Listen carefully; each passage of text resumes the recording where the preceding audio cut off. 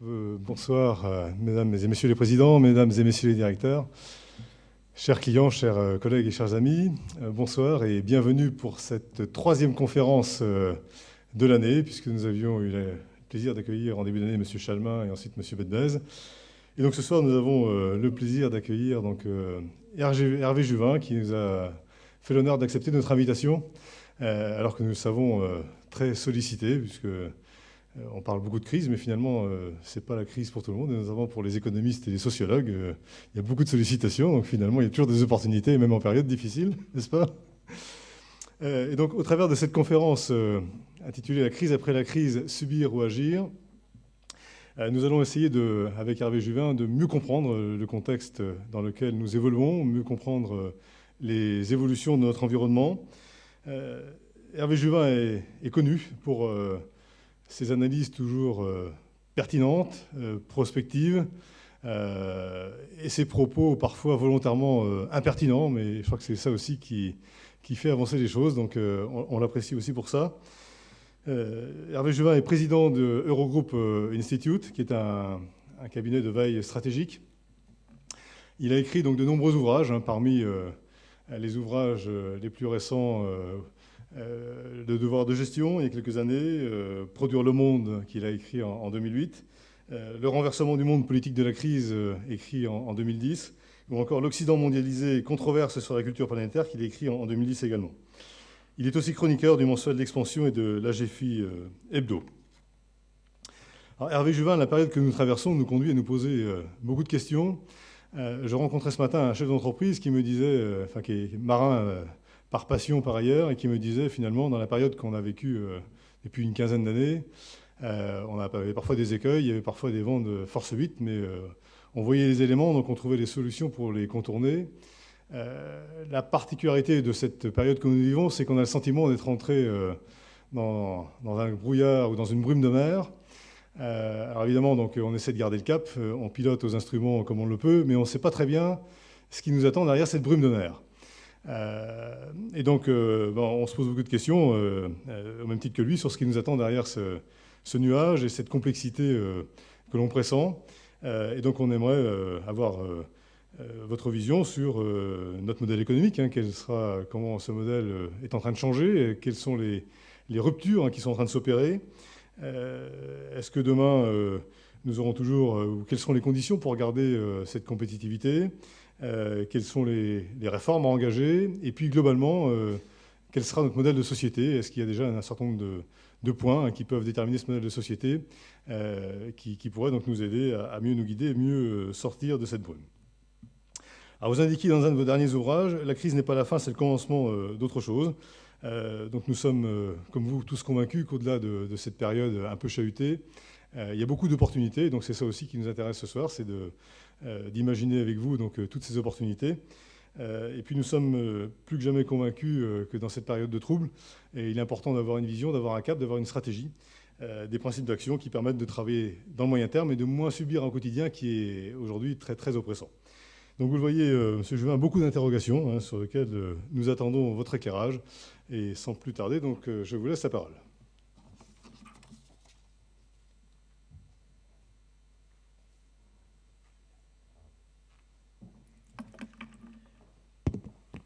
Merci de cette présentation, mesdames, messieurs les présidents, mesdames, messieurs, bonsoir.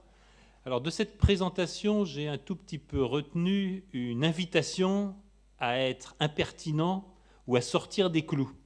Je n'aurais pas grand mal à répondre à cette invitation, à vos risques et périls. Je n'aurais pas grand mal à répondre à cette invitation. Et puis, pour me faire plaisir, je vais un tout petit peu la placer sous l'égide de mes origines bretonnes. Pas de ce qu'on appelait de mon temps les Côtes du Nord, mais je suis né à Malétroit dans le Morbihan.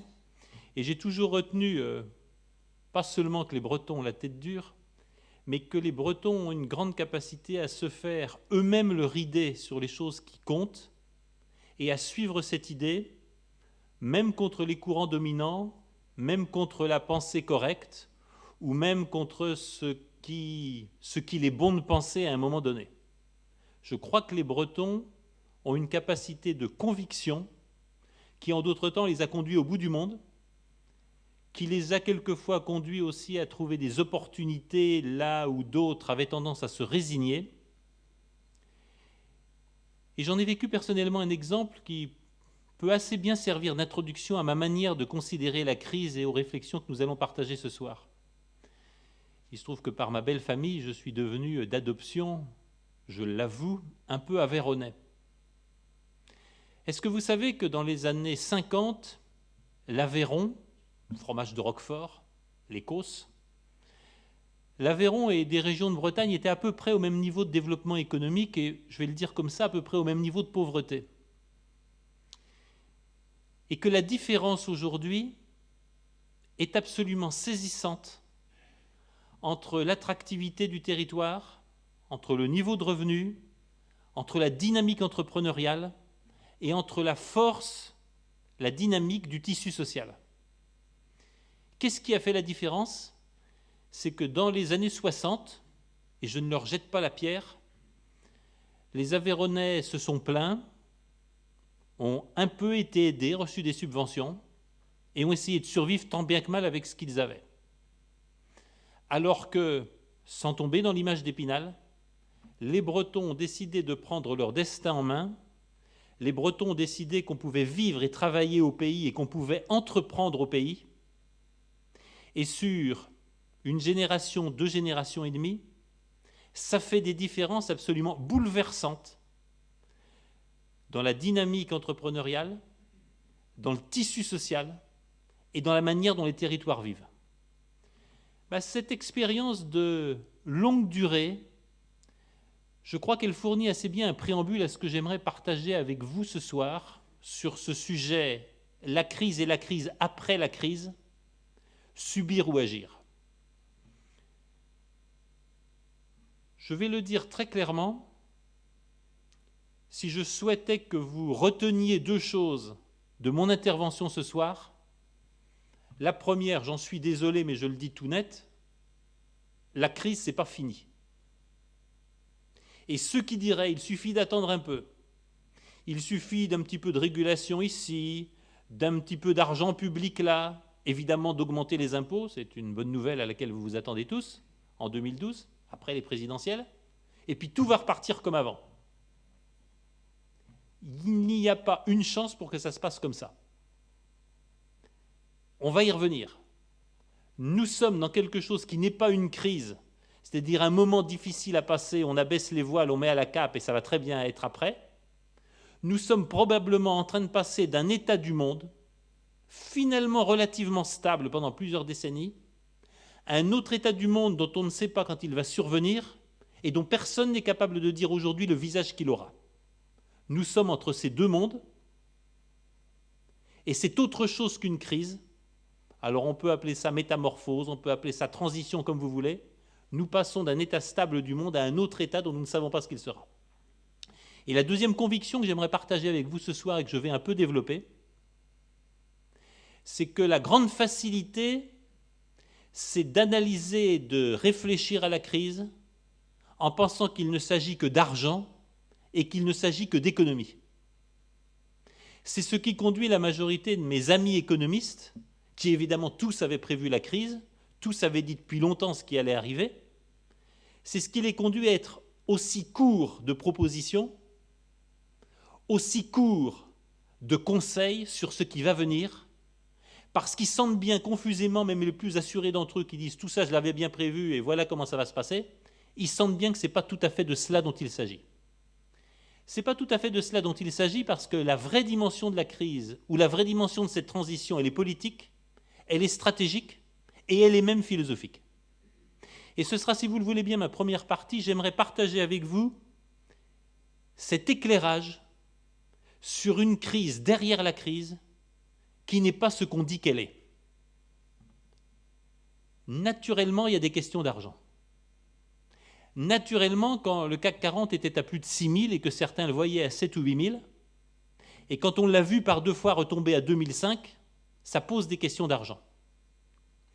Naturellement, quand, comme j'ai eu l'occasion de le faire avant le changement de gouvernement aux élections de mai dernier au Portugal, j'avais eu l'occasion de travailler et de rencontrer l'ancien gouvernement, sachant qu'ils allaient perdre les élections C'est ça qui est bien. Les politiques, quand ils sont sûrs de perdre les élections, ils disent enfin les choses. Et notamment les gens du ministère de l'économie disaient clairement, la classe moyenne, les Portugais, il va falloir que dans les 5 ans à venir, ils abandonnent 30% de leur pouvoir d'achat. 30% de leur pouvoir d'achat, c'est pas peu. Je pourrais m'amuser à vous poser la question, vous faites quoi avec 30% de pouvoir d'achat chaque mois en moins? Ben, ça veut dire qu'on ne paye pas les mêmes études aux enfants, ça veut dire qu'on ne part plus en vacances, ça veut dire, etc. Ça veut dire qu'on change son mode de vie. Bien sûr, il y a des problèmes d'argent et bien sûr, il y a des problèmes d'économie. Mais derrière, il faut accepter l'idée, il faut pousser l'analyse pour reconnaître qu'il y a autre chose. À l'origine de la crise, vous avez une dimension éminemment et totalement politique. Je vais la résumer en une formule. Les Américains ne veulent plus payer l'impôt et les Européens ne peuvent plus payer l'impôt ou ne peuvent plus payer les charges de leurs dettes. C'est quoi la crise des subprimes? Vous l'avez certainement entendu expliquer et développer, et vous avez certainement entendu dire c'est une crise d'argent, c'est une crise d'économie. Mais enfin, c'est une crise éminemment politique. C'est quoi la crise des subprimes? C'est un président démocrate, Bill Clinton, qui dit que ça n'est pas possible qu'autant d'Américains ne parviennent pas à être propriétaires de leur résidence principale. Je veux, moi, président des États-Unis, que la classe moyenne et la classe moyenne démunie puissent acquérir sa résidence principale. Mais je suis aux États-Unis et il n'est pas question d'envisager une hausse des impôts. Je veux conduire une grande politique sociale d'accession à la propriété, je ne peux pas la financer par l'impôt. Qu'est-ce que je peux faire? Je peux inciter le système bancaire, je peux inciter des prêteurs à prêter sans garantie, les fameux prêts ninja et les prêts no income, no job, no assets. Vous allez prêter, vous les banquiers, je vous donne l'ordre, je vous conseille de prêter à des gens qui n'ont pas d'emploi, qui n'ont pas de revenus et qui n'ont pas de patrimoine. Comment est-ce qu'ils vont rembourser? C'est très simple. Puisque les prix de l'immobilier aux États-Unis vont monter sans cesse et monter de 10, de 15% par an, ils vous rembourseront avec la plus-value. Vous leur prêtez sans compter jusqu'à 100% du prix des biens qu'ils achètent ou des maisons qu'ils font construire, et c'est la plus-value à la revente qui vous remboursera. C'est ça les subprimes, et c'est ça la crise de l'immobilier américain. Bien sûr qu'il y a des aspects économiques et financiers. Bien sûr que les établissements qui ont prêté se sont ensuite livrés au découpage de ces prêts, en vente de ces prêts découpés, réagglomérés sur le marché par des gens qui ne savaient même plus qu'il y avait du risque. Mais ça, c'est, si je puis le dire devant vous, c'est de la cuisine. L'élément déterminant de la crise des subprimes, qui est l'élément déclencheur de notre crise, c'est l'incapacité politique à lever l'impôt. Et quel est l'élément déclencheur de la crise que nous vivons aujourd'hui en Europe? Je vais le dire de manière un peu cruelle, mais j'espère quand même vous faire sourire. Vous avez vu au cours du mois de juillet qu'il fallait remettre un peu d'argent dans la machine et qu'il y avait un peu de resserrement fiscal. Le plan gouvernemental élaboré en juillet de cette année, c'est à peu près 11 à 12 milliards d'euros. Pour les finances publiques françaises, l'élément très amusant, c'est que c'est une partie, mais une partie notable, des concours français à la Grèce, et qu'on nous dit de plus en plus clairement que si nous gardons notre triple A, notre rating, nous Français, c'est pas du tout parce qu'on est dans une meilleure situation économique que d'autres pays, c'est parce que l'efficacité de notre système fiscal est reconnue partout dans le monde.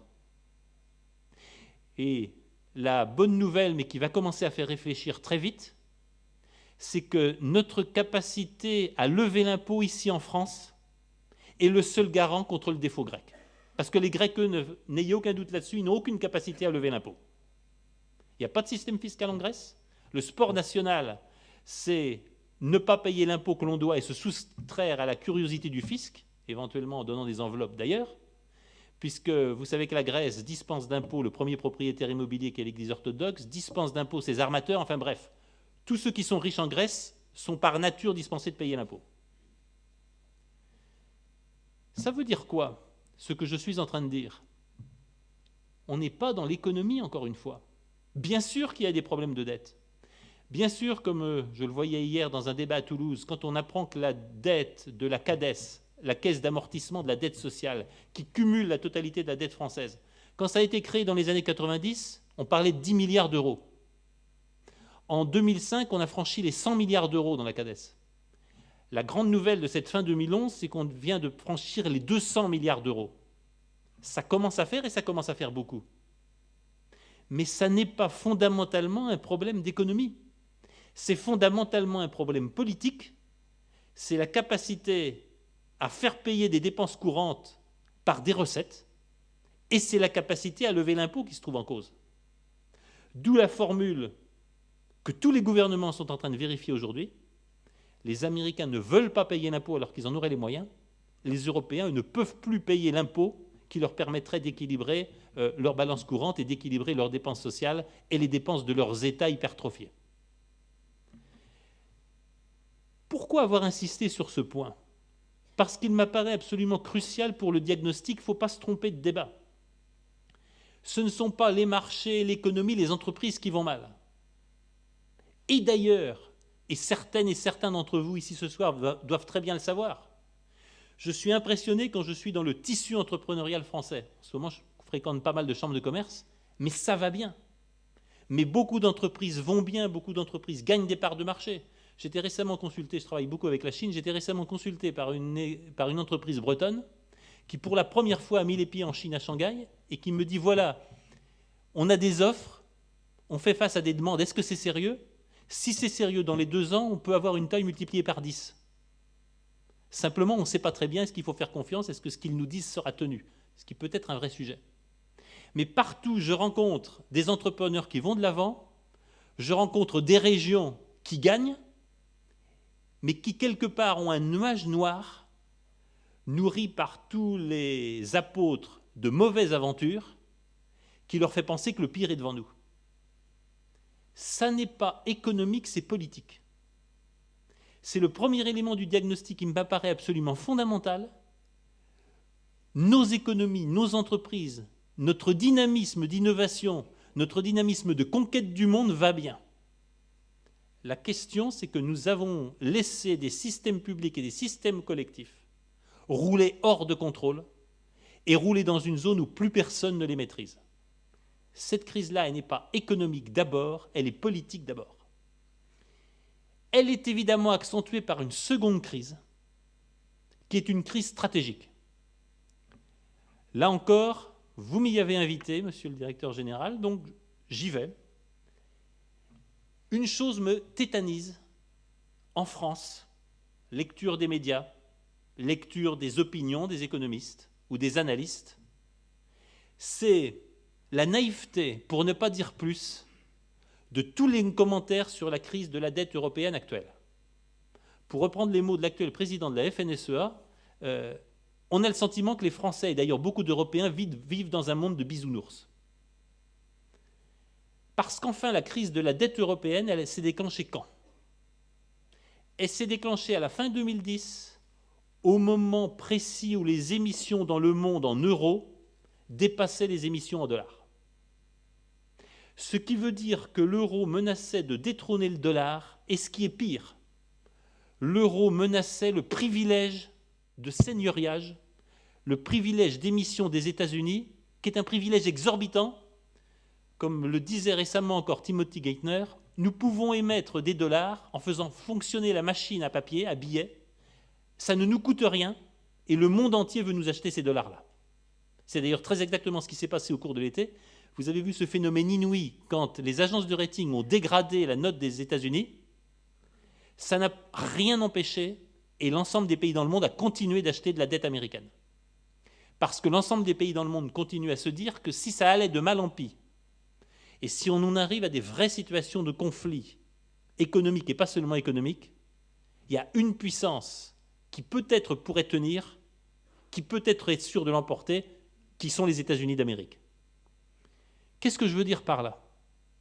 La crise de l'endettement européen équivaut à une guerre économique. Les nouvelles qui, à peu près chaque lundi, depuis plusieurs semaines, viennent saper la crédibilité des mesures prises par l'Europe, viennent saper la crédibilité des mesures de la Banque centrale européenne ou du Fonds européen de soutien. Ce n'est pas par hasard si le Financial Times, si le Wall Street Journal, tous les lundis, viennent apporter la petite nouvelle qui détruit tout ce que les Européens ont voulu construire la semaine passée. Nous sommes dans une situation de conflit stratégique majeur avec les États-Unis qui ne peuvent pas supporter une seule minute que le dollar, garant de l'intérêt national américain, soit mis en cause. Il faut en prendre la mesure et il faut en être conscient. Et à cet égard, j'ai dit avoir la chance de travailler avec certains gouvernements étrangers. Je suis frappé par l'état d'apesanteur dans lequel une bonne partie de l'opinion européenne et de l'opinion française se trouve. J'en comprends bien les raisons. Les mots de guerre économique, les mots de géopolitique, les mots d'affrontement de puissance, les mots d'intérêts vitaux sont des mots que les Européens ont du mal à prononcer depuis la Seconde Guerre mondiale. Et le rêve de l'Europe, qui a été le rêve de la paix à l'intérieur de l'Europe, est vite devenu le rêve de la paix entre les nations, le rêve d'un monde dans lequel il n'y aurait pas d'affrontements nationaux, le rêve d'un monde dans lequel les principes du libre-échange, de la concurrence saine, pure et parfaite, de l'amitié entre les peuples, etc., régneraient totalement. Je suis désolé de le dire, ce n'est pas le monde dans lequel nous vivons. Le monde dans lequel nous vivons est un monde d'affrontement de puissances, dans lequel les deux puissances qui nous entourent, qui sont en train ou qui sont devenues les deux premières puissances mondiales, d'un côté la Chine, de l'autre les États-Unis, n'hésitent devant rien dès que leur intérêt national est en jeu. Et je suis personnellement extrêmement frappé, il se trouve que j'interviens à Pékin un peu sur ces sujets-là dans 15 jours, je suis extrêmement frappé que des mots qui chez nous passent mal, parler de l'intérêt national, parler d'une préférence pour les entreprises françaises, parler d'une préférence pour les régions, pour le territoire français, parler d'un intérêt stratégique national ou d'un intérêt stratégique européen. Nous avons du mal à le faire. Je peux vous assurer qu'il n'y a pas un Chinois, qu'il n'y a pas un Américain qui ait la moindre pudeur sur le sujet. Et d'ailleurs, quand, notamment à la Commission européenne, on nous raconte beaucoup de choses sur les concentrations d'entreprises industrielles françaises ou européennes qui peuvent être dangereuses. On nous raconte beaucoup de choses sur le respect du libre-échange, etc. Mais en fait, croyez-vous que la Chine, croyez-vous que les États-Unis et combien d'autres, dès que leurs intérêts souverains, leurs intérêts nationaux sont en jeu, hésitent sur une quelconque mesure que ce soit pour protéger cet intérêt national, y compris au prix d'un protectionnisme éhonté, mais qui ne dit jamais son nom. C'est les manipulations de la monnaie chinoise, le yuan. C'est aussi les décisions américaines, qu'il s'agisse du domaine financier, qu'il s'agisse du domaine de fourniture, par exemple d'avions pour l'armée américaine, etc. Chaque fois que les intérêts vitaux sont en jeu, on n'hésite devant aucune disposition pour les protéger. C'est le second aspect de la crise derrière la crise, celle qui ne dit pas son nom et celle qu'on ne veut pas voir. Elle est stratégique. Nous vivons en ce moment un affrontement stratégique entre l'Europe et les États-Unis. Et cet affrontement stratégique est tout à fait normal à partir du moment où l'Union européenne, qui a construit l'euro, ce que personne ne croyait possible, vous savez avec quelle virulence tous les grands économistes américains depuis 15 ans expliquent que ça ne peut pas marcher, ça ne marchera pas, ça ne verra pas le jour. Et à partir du moment où l'euro a vu le jour, ils nous ont expliqué comment nécessairement ça allait exploser, ça ne pouvait pas tenir, et d'ailleurs c'est en train de ne pas tenir.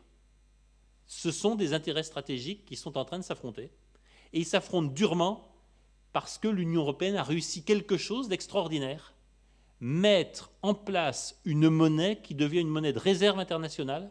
Les réserves de la Banque centrale de Chine, c'est quand même plus de 30% d'euros. Vous savez qu'un certain nombre de pays dans le monde avaient commencé à rédiger leurs échanges extérieurs en euros, et vous avez même des pays producteurs de pétrole qui voulaient faire des contrats sur le pétrole en euros, crime de lèse-majesté contre le dollar, absolument insupportable aux États-Unis. La partie, je ne dirais pas était en train d'être gagnée, la partie était engagée. C'est probablement la naïveté stratégique européenne qui fait qu'on n'a pas vu l'affrontement qui venait. Nous sommes en pleine tempête. Je n'en connais pas les épisodes futurs.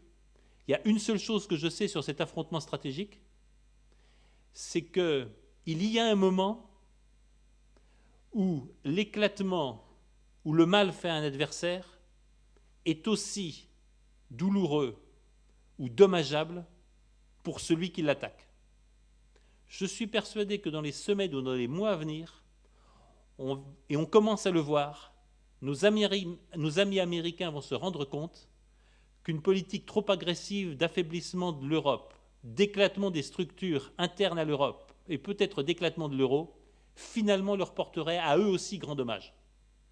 Parce que, troisième point est correct, il ne faut quand même pas avoir de doute là-dessus, s'il y a une puissance malade, s'il y a un homme malade au début de ce XXIe siècle, ce sont les États-Unis d'Amérique du Nord beaucoup plus que l'Europe, avec un endettement public et privé qui dépasse les 400%. L'ensemble de l'Europe, c'est moins de 200% parce qu'il y a très peu d'endettement privé. Je ne sais pas quelle est votre situation personnelle, à vous qui m'écoutez, mais les Françaises, les Français, comme la majorité des Européens d'Europe continentale, sont très peu endettés à titre personnel. Donc l'endettement public, oui, mettons 100% du PIB, mais il y a très peu d'endettement privé, moins de 100%. Le problème des États-Unis, c'est que l'endettement des acteurs privés est encore très supérieur aux endettements publics. La Californie, vous le savez, est virtuellement en faillite, mais les Californiens sont encore plus en faillite personnelle que leur État. Ce qui fait que le problème de la dette américaine est infiniment plus grave que celui de la dette européenne.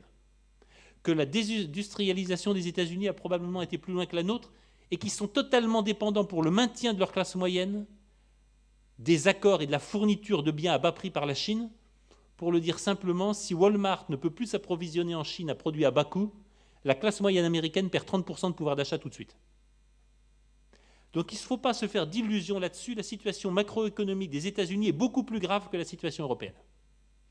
Ce qui veut dire qu'ils vont utiliser toutes les armes, ils vont tout faire pour masquer cette situation et pour essayer de faire que des difficultés réelles ou supposées auprès d'autres pays vont masquer leurs propres difficultés. Je donnerai très peu de chiffres, mais je voudrais vous amener à réfléchir sur un chiffre qui m'apparaît essentiel dans ce que nous disons. La difficulté des États-Unis, que nous vivons aussi, mais à moindre titre, c'est tout simplement que de 2000 à 2008, le produit intérieur brut américain a augmenté de 4 200 milliards de dollars. Vous allez me dire, c'est beaucoup, c'est bien, ça fait beaucoup d'argent, certes. Mais pour cette croissance de 4 200 milliards de dollars du PIB, il a fallu consentir 21 000 milliards de dollars de crédit à l'économie. Ça veut dire que les États-Unis, encore plus que nous, mais comme nous, sont drogués à la dette. Nous sommes collectivement drogués à l'endettement, et c'est ça la réalité de la crise. Il va falloir sortir de cette drogue de l'endettement. Je me tourne vers vous, ça va être tout le problème de la réduction des bilans bancaires. Il va falloir sortir de cette dette de l'endettement. Ça va certainement être la crise de désendettement et la crise d'amaigrissement que nous allons devoir tous collectivement dans le monde occidental subir dans les années prochaines. Crise politique, crise stratégique et affrontement stratégique en cours. Et je l'ai dit d'un mot qui peut-être peut vous faire sourire ou vous effrayer, crise philosophique. C'est un grand mot. C'est probablement un grand mot qu'on ne prononce pas très souvent dans l'enceinte respectable des banques. Pourtant, c'est bien de cela dont il s'agit. Je vais faire un long détour, mais je crois que c'est important que nous partagions bien de quoi s'agit-il quand je dis crise philosophique. Le philosophe français Michel Foucault a consacré une grande part de ses travaux à la fin de sa vie à ce qu'il appelait « que sont nos régimes de vérité ». Qu'est-ce qui fait que quelque chose entre nous, nous le tenons pour vrai ? Ça ne vient pas tout seul. Je vais faire une comparaison un peu facile, mais qui probablement va parler à beaucoup. J'ai vécu au carrefour du nord de la Loire-Atlantique, du Morbihan, à un moment où la foi religieuse imprégnait à peu près tous les actes de la vie et imprégnait à peu près tous les grands moments de l'année. Dans cette société bretonne, traditionnelle, réunie par une foi religieuse extrêmement présente, il n'y avait pas de question sur ce qui faisait la vérité. Ce qui faisait la vérité était lié à la croyance dans la parole de l'Église. Ce qui faisait la vérité était lié ô combien dans les conduites individuelles à la croyance dans une existence après la mort, à la croyance au salut éternel. Et ce qui faisait la vérité était lié ô combien dans la confiance quasi absolue dans les institutions, dans la France et dans tout ce que le général de Gaulle a si bien défini comme la personne morale de la France. Eh bien, je vous pose la question à celles et ceux pour qui ça vibre, ce que je dis. Qu'est-ce qui fait aujourd'hui notre régime de vérité dans notre société ? Vous voyez bien que c'est infiniment plus compliqué parce que la vérité ne vient plus d'en haut. Très peu de Françaises, très peu de Français dans le monde d'aujourd'hui considèrent que chaque événement de leur vie, des éléments de leur conduite, ça leur est dicté par une loi venue d'en haut, par une croyance religieuse ou par une foi dans la nation et par une foi dans ce que j'appellerais volontiers le patriotisme français. Quel est notre régime de vérité aujourd'hui ? Qu'est-ce qui, dans la vie quotidienne, est le terreau commun sur lequel nous essayons de construire nos échanges, sur lesquels nous essayons de construire notre manière de vivre en commun ? Je vais le dire de manière très simple. Ce qui s'est mis en place depuis 30 ans, c'est absolument bouleversant dans l'histoire humaine, parce que ça n'avait jamais été comme ça auparavant. C'est l'économie qui est devenue notre régime de vérité. C'est l'économie à travers le contrat privé et à travers le marché. Et le fait que l'économie soit devenue notre régime de vérité, ça se résume d'une manière très simple. Ça s'est résumé pendant au moins 3 décennies par le prix de marché est toujours le vrai prix et le juste prix. Dans combien d'entreprises on a dit aux salariés, aux collaborateurs, la valeur de votre travail, la valeur de votre performance au travail, vous la lisez tous les jours dans le cours de bourse. Combien d'entreprises ont dit ma valeur de marché, ce que je vaux en bourse, le rating de mes obligations, si j'en émets, ce qu'un acheteur est prêt à proposer pour racheter mon entreprise, c'est ça le vrai prix, c'est ça la vraie valeur. Ça s'est insinué dans beaucoup d'éléments de la vie. Internet y a largement contribué, puisqu'on sait bien que dorénavant, la notion de relations humaines qui sont de plus en plus des relations transactionnelles, où l'engagement dans la durée joue de moins en moins, où de plus en plus il s'agit de bénéficier de toutes les opportunités à tout moment, et ça dans tous les secteurs, y compris dans la vie privée. C'est quelque chose qui a énormément pénétré la société française. C'est ce qui explique, par exemple, je regardais les chiffres récemment, c'est ce qui explique que, par exemple, en région parisienne, on a quand même passé le cap de 2 mariages sur 3 qui se terminent par un divorce. Nous sommes passés dans un monde de relations fugaces, d'instantanéité, dans un monde géré par l'offre et la demande et par le prix de marché. C'est notre régime de vérité dans nos sociétés libérales depuis au moins 20 ou 30 ans. Les mouvements des privatisations, etc., ont été dans ce sens. Pourquoi ai-je dit crise philosophique ? C'est très simple, c'est que ce régime de vérité, il s'est effondré sous vos yeux. Ce régime de vérité, il s'est effondré au cœur même du système. Il s'est effondré d'abord parce que les prix de marché ne sont pas le seul, le vrai et le juste prix. Il y a d'ailleurs tout un moment après la faillite de la banque Lehman Brothers, où pour des raisons, à peu près toutes les sociétés d'assurance, et d'ailleurs la plupart des banques dans le monde étaient en faillite, si on continuait à évaluer leurs actifs à leur prix de marché. Et donc ils ont dit, oh là là, on arrête ça, on arrête le mark-to-market, on ne va plus comptabiliser nos actifs à leur prix de marché, on va les comptabiliser à leur prix historique. Ce qui a été une manière d'éviter que l'ensemble du système saute, pour faire simple. Nous vivons dans un système qui ne dit plus son nom, où depuis 2 à 3 ans, les prix de marché ne sont plus reliés aux fondamentaux. On ne sait plus ce que veut dire un prix de marché aujourd'hui. C'est le cri poussé par ces grands patrons français que sont Martin Bouygues, Patrick Cron et d'autres, tout récemment, au cours de ces dernières semaines. Martin Bouygues a déclaré assez solennellement, et ça fait du bruit, si ça continue, nous, grandes entreprises françaises, on va se retirer de la bourse. Parce que dorénavant, on ne sait plus qui achète et qui vend nos titres. Dorénavant, on ne comprend plus comment est fabriqué le prix de nos actions. Dorénavant, on considère que les marchés financiers, c'est devenu un mauvais lieu, qui n'est plus qu'un affrontement de puissances financières, acheteurs ou vendeurs, dans une opacité totale. C'est le mécanisme des dark pools, ces piscines noires, où des très grands investisseurs ou des très grands intermédiaires peuvent échanger des millions de titres dans des conditions d'opacité à peu près totales. C'est impressionnant de voir des grands patrons français, et il y en a d'autres en Europe, qui disent si ça continue, on va se retirer du marché. Parce que le marché n'est plus quelque chose où se joue un jeu honnête, et le phénomène le plus important, le marché n'est plus un lieu qui dit la vérité des choses. Ça me paraît absolument fondamental. Le marché n'est plus un lieu qui dit la vérité des choses.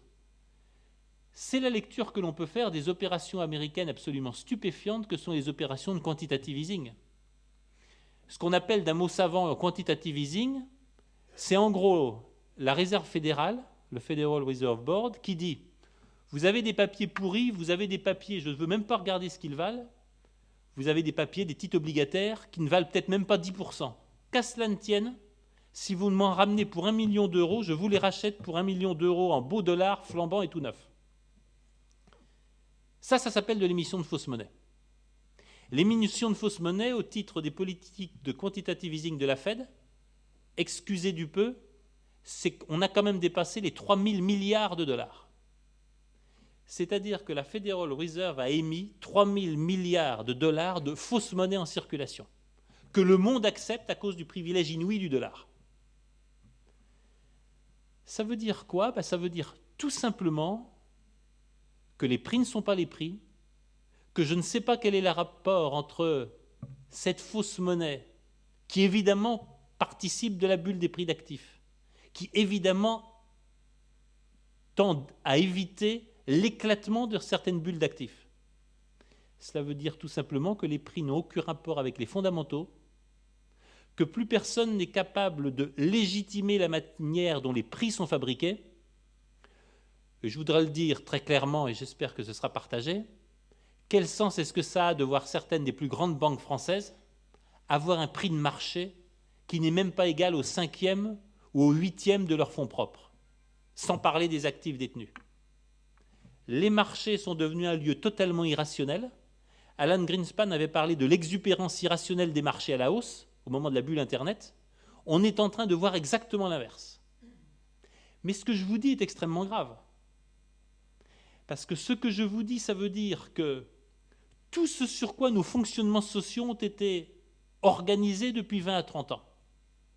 Et quand je dis fonctionnements sociaux, je parle de choses très lourdes, je parle des privatisations. C'est quoi les privatisations ? Le marché va dire le vrai prix à des entreprises nationales qu'on vend.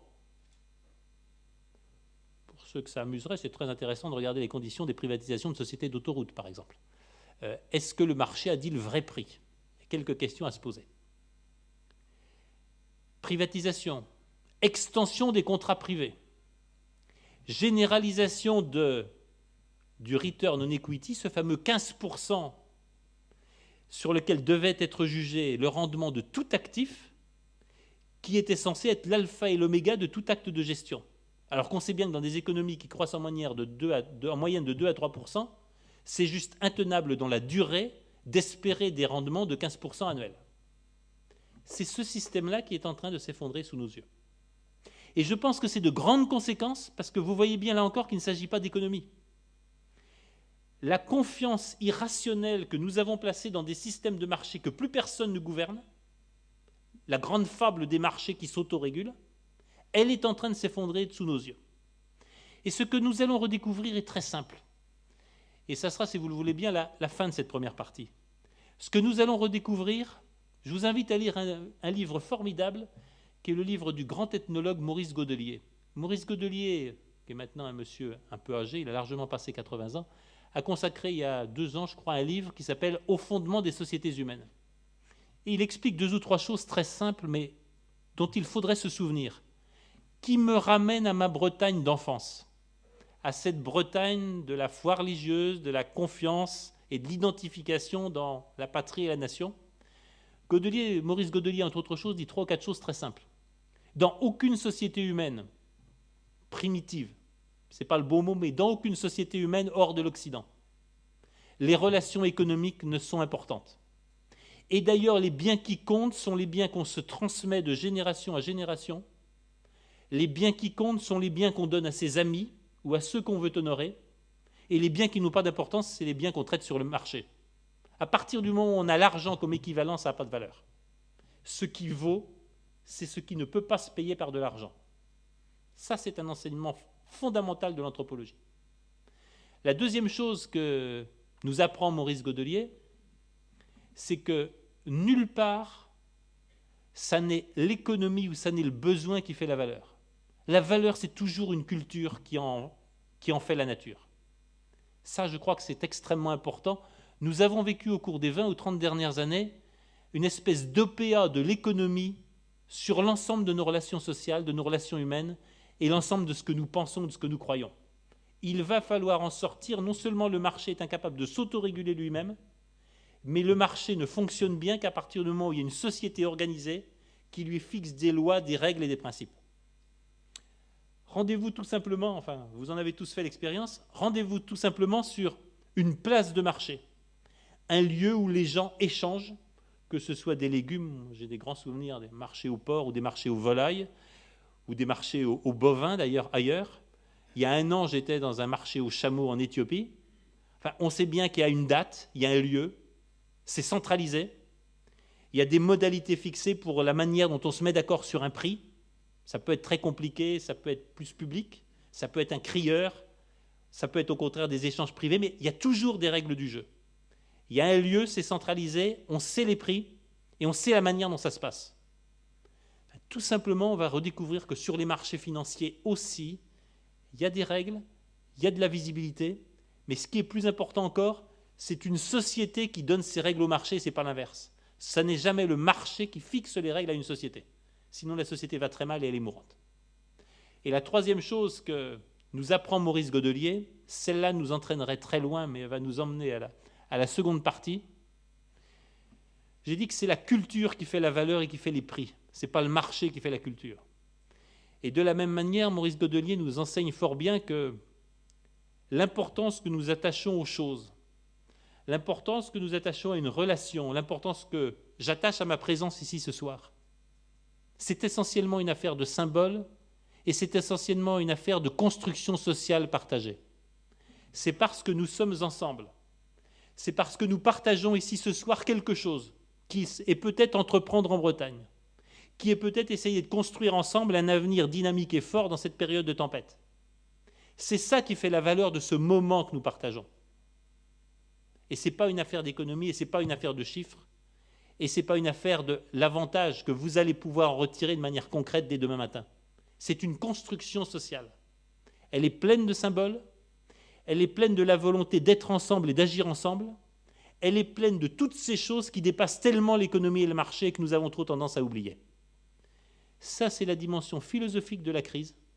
Et je crois que c'est très important d'en prendre la mesure, parce que si on oublie que la base est politique, que l'affrontement actuel est stratégique, mais qu'au fondement de ce que nous vivons, il y a l'ébranlement d'un modèle qui nous a aveuglés depuis 20 ou 30 ans, je crois qu'on n'a rien compris à ce qui se passe, et on est un peu comme les économistes qui éclairent toujours la route d'hier, mais qui sont aujourd'hui tragiquement incapables de dire vers quoi nous allons.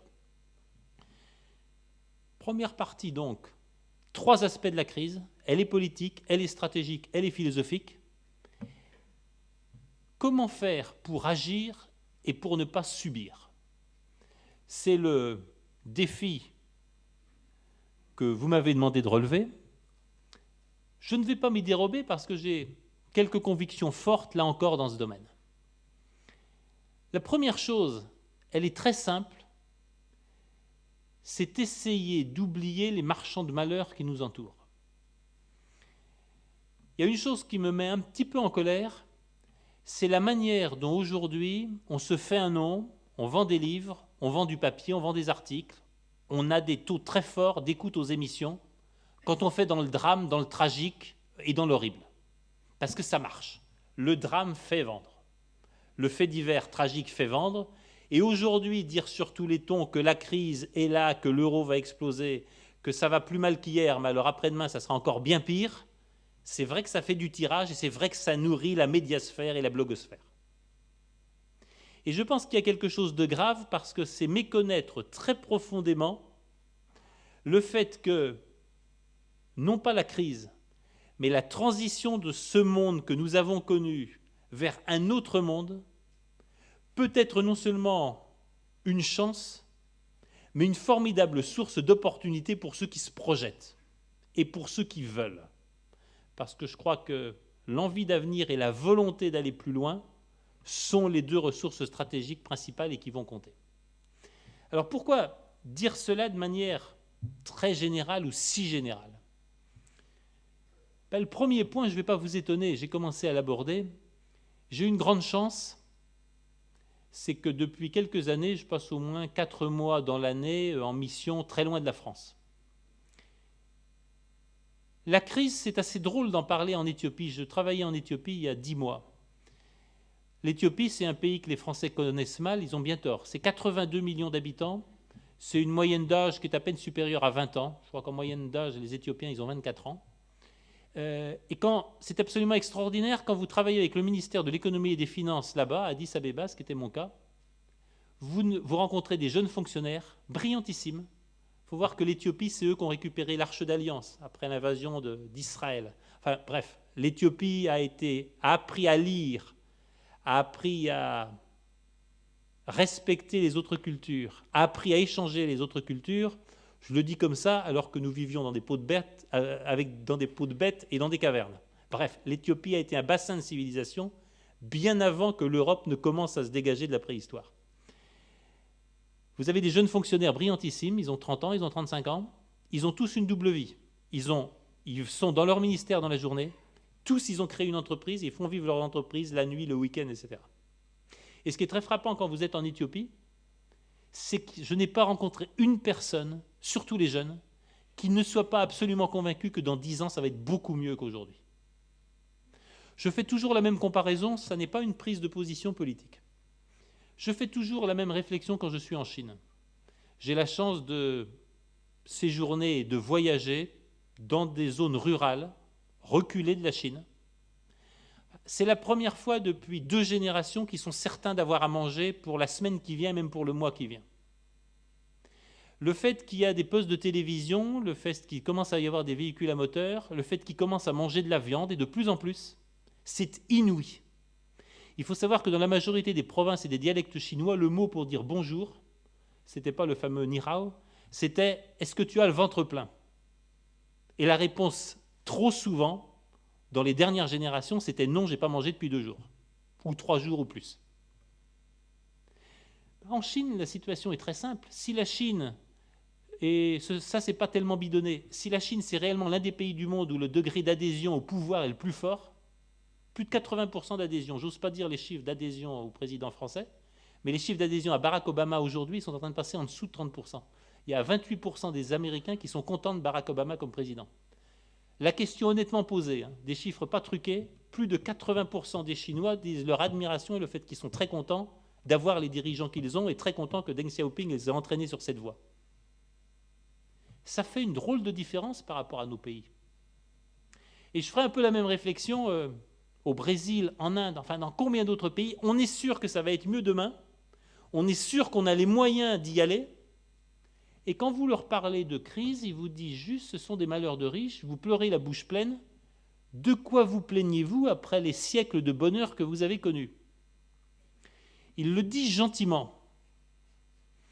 J'étais la semaine dernière à l'école militaire avec un représentant du gouvernement chinois et une brillantissime représentante de l'Inde. Et les deux nous ont quand même dit « il faudrait peut-être arrêter de pleurer, on veut bien vous aider parce que vous achetez beaucoup de nos produits. Et vous innovez beaucoup et on compte sur votre innovation.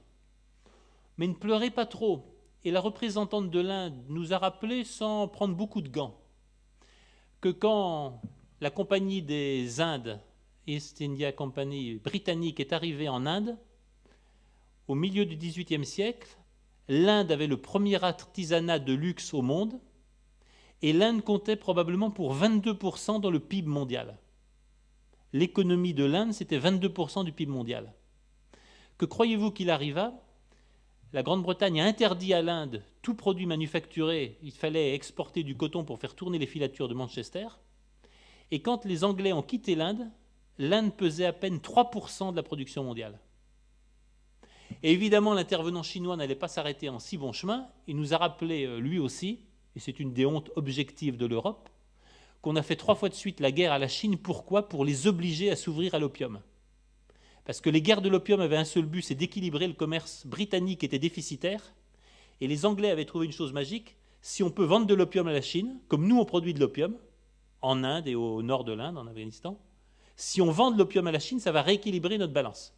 Et donc on a fait 3 guerres, et on a quand même détruit l'une des merveilles du monde, le palais d'été. On a fait 3 guerres successives à la Chine pour les obliger à s'ouvrir au commerce de l'opium. Ce qui fait qu'en 1914, vous aviez plus d'un Chinois adulte, homme, je ne sais pas ce qu'il en était des femmes, je l'avoue, vous aviez plus d'un tiers des Chinois adultes qui étaient complètement drogués à l'opium. Alors, il ne faut pas nécessairement attendre qu'ils soient gentils dans les années à venir.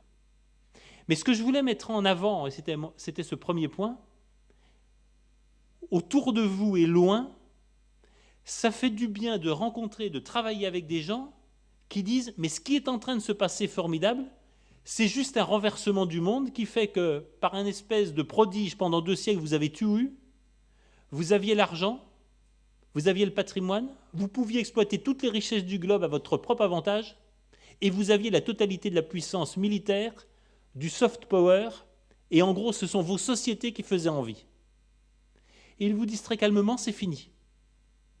On ne souhaite pas votre mort, on ne souhaite pas vous coloniser ou vous faire disparaître de la carte. Simplement, vous allez reprendre la place qui est la vôtre. Et reprendre la place qui est la vôtre, c'est se sentir une assez petite Europe, fortement vieillissante. Ça, c'est un vrai sujet. Il faut quand même savoir que l'Afrique avait moins d'habitants que l'Europe continentale dans les années 60. Et l'Afrique subsaharienne, ça sera 3 fois plus d'habitants que l'Europe en 2040-2050. Un pays comme le Nigeria, à lui seul, est en train de se diriger vers 300 à 350 millions d'habitants. Et le phénomène géopolitique majeur, et ça aussi, ça fait partie des choses que j'aimerais partager avec vous, et je crois que c'est important de les retenir. Nous avons vécu dans un monde où on parlait de la malédiction du nombre. Ces pays comme la Chine, l'Inde ne pourraient jamais nourrir leur population, ils avaient le malheur d'avoir des populations d'1 milliard d'habitants. Le phénomène absolument bouleversant de la décennie qui vient, c'est que les 3 ou 4 premières puissances dans le monde, ça va tout simplement être les 3 ou 4 pays les plus peuplés dans le monde. Puisqu'il est clair qu'en 2020, les 3 premières puissances économiques du monde seront la Chine et l'Inde, chacun à peu près 1,5 milliard d'habitants, et les États-Unis, ne l'oublions pas, qui sont un géant démographique, qui sont en train d'aller vers les 400 millions d'habitants. Le nombre est en train de se remettre en accord avec la puissance. Est-ce que ça doit nous conduire à nous mettre la tête sous le sable, attendre la catastrophe ou à nous résigner ? Vous l'avez bien entendu dans mes propos, ce sont quand même de formidables opportunités. Ce sont des pays qui vont de l'avant, ce sont des pays qui ont faim, ce sont des pays qui sont extrêmement preneurs de notre capacité à inventer, à innover et de l'avance que nous avons. Il est très clair que nous sommes à cet égard dans la position de bénéficier de ces progrès, de bénéficier de ce renversement du monde. Si nous n'en avons pas peur, nous faisons partie de celles et de ceux qui, à condition de savoir sortir de nos territoires, à condition de savoir partir, comme l'ont toujours fait les Bretons dans l'histoire, à la découverte du monde ou à la redécouverte du monde, nous allons pouvoir bénéficier pleinement de ce renversement du monde. Quelles sont les conditions pour en bénéficier ? J'en vois 3 sur lesquelles j'aimerais être un peu précis parce que je les crois décisives et je les crois surtout très peu abordées dans les modèles stratégiques qui sont affichés les uns après les autres, qui généralement tous ont été inventés dans les années 60 ou 70, parce qu'à mon sens, on n'a pas inventé grand-chose en matière de stratégie au cours de ces dernières années. Je crois que parmi les choses absolument essentielles, et je le dis ici, avec encore en souvenir les échos, il n'y a pas si longtemps, de l'Assemblée générale de produits en Bretagne, je suis persuadé que pour aller dans le monde et bénéficier des opportunités, il faut d'abord travailler sa singularité. Le mot singularité me paraît un mot absolument essentiel dans les années qui viennent, parce que c'est un mot qui va avec distinction, c'est un mot qui va avec valeur ajoutée, et c'est un mot qui va avec reconnaissance. Quand je dis singularité, je dis une chose très simple. L'éveil à la production industrielle, l'éveil à l'activité économique et à la concurrence sur les marchés mondiaux, de territoires comme le Brésil, de bassins d'emploi comme la Chine, comme le sud-est asiatique, de bassins d'intelligence et de civilisation comme l'Inde, fait qu'il ne faut pas s'y tromper. Les effets de masse et les effets de nombre, les effets d'uniformisation et de banalisation font de nous, si nous restons dans cette catégorie du jeu, des perdants. Nous ne nous battrons pas contre les moutons néo-zélandais, nous ne nous battrons pas contre les surfaces acéréales du Brésil et nous nous battrons difficilement contre l'immense armée de réserve, d'intelligence, d'ingénieurs et de techniciens indiens ou chinois. La singularité, c'est-à-dire les marques, c'est-à-dire les valeurs de terroir et d'origine. La singularité, c'est-à-dire la distinction dans les produits, la distinction dans la manière de faire et d'amener sur le marché ces produits, ce sont des choses que nous savons mieux faire et ce sont surtout des choses sur lesquelles, que ce soit la marque Bretagne, que ce soit la marque France, a un capital mondial et un capital planétaire inouï. Il suffit de voir le comportement des marques de luxe françaises en Asie du Sud-Est, en Chine et j'en passe. Travailler, affirmer sa singularité, c'est très certainement l'une des manières de ne pas subir, mais d'agir par rapport à cette transition d'un monde à un autre que nous sommes en train de vivre. Le deuxième élément de ne pas subir, celui-là est plus à rebours, mais celui-là procède naturellement de tout ce que j'ai dit sur la fin de l'idéologie du marché, d'un monde de concurrence et de concurrence illimitée. Tout simplement, c'est le savoir-être collectif et c'est la science de la coopération. J'ai fait au cours du mois d'août, je vais vous avouer des choses de ma vie personnelle, je suis coureur à pied et je m'étais abîmé un pied en courant sur les Causses. Et donc, j'ai passé quelques semaines aux États-Unis en sachant que je ne pouvais ni beaucoup marcher ni beaucoup courir. Et ça m'a servi à accomplir un rêve. Je rêvais depuis des années de suivre les traces des premiers explorateurs américains qui, quand le président Thomas Jefferson a racheté la Louisiane à Napoléon, avec une petite troupe d'hommes, ont été les premiers à rejoindre la région des Grands Lacs à la côte Pacifique et retour. L'expédition Clark et Lewis, en 1806 à 1808, ce sont les premiers hommes qui sont partis de la région de Pittsburgh, ont été jusqu'au Pacifique, à travers des territoires indiens, à travers des territoires à peu près totalement inexplorés, et ils sont revenus. Et ils sont arrivés à Pittsburgh, glorieux, et avec une expérience tout à fait singulière. Cette expérience tout à fait singulière, c'est qu'ils pensaient arriver dans des terres vierges, peuplées de millions de bisons, et de tribus indiennes farouches avec lesquelles, d'ailleurs, il faudrait faire attention, qui avaient une réputation de guerriers terribles. Au lieu de ça, ils ont trouvé quoi ? Partout dans leur parcours, ils ont trouvé des Français, et partout dans leur parcours, ils ont rencontré des Bretons. L'expérience absolument extraordinaire de ces soldats américains partis prendre possession de la Louisiane, c'était un immense territoire pas défini qui partait du Mississippi, qui remontait jusqu'au Canada. On l'a vendu pour rien d'ailleurs, mais c'est une autre affaire. Partout dans leurs courses, ils ont rencontré des aventuriers bretons, un peu des Basques, beaucoup de Bretons, dont certains d'ailleurs ont fondé des villes. Il faut savoir que la ville de Pittsburgh a été fondée par des aventuriers français à la fin du XVIIIe siècle, ce que personne ne sait en France. Et Clark et Lewis, qui sont des officiers, qui ne sont pas idiots, s'interrogent. Et en fait, comment se fait-il qu'ils soient là et comment se fait-il qu'ils aient réussi à survivre ? D'abord, ils avaient réussi à survivre parce qu'ils avaient noué des relations d'amitié, souvent beaucoup plus avec les tribus indiennes. En gros, la plupart des aventuriers avaient pris femme dans les tribus indiennes et ça facilite les relations.